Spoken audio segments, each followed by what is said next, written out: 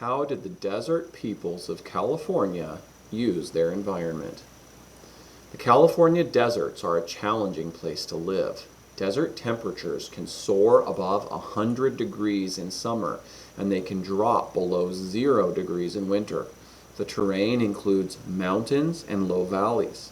There are dry basins, wide rivers, and lakes. Rainfall can vary greatly year to year. Plants and other food sources might be plentiful one year and scarce the next. In spite of these challenges, many California Indians adapted and thrived in this harsh environment.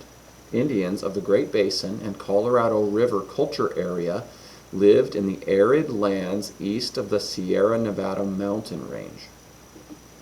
Some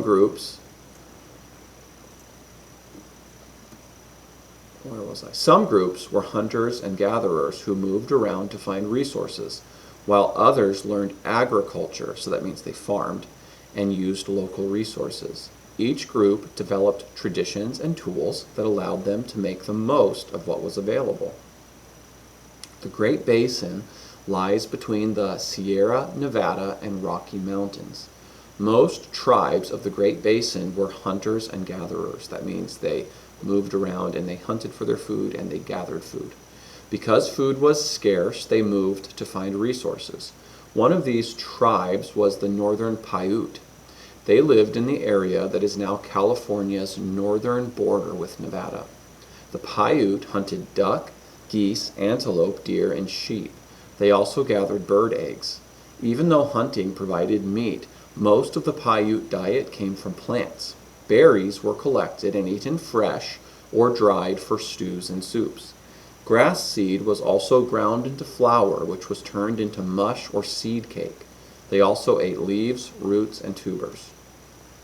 The Mojave Indians lived along the Colorado River in the area that is now the southeastern corner of California. In this area, the summers were hot and the winters were mild. Very little rain fell on the arid land, so the word arid means dry.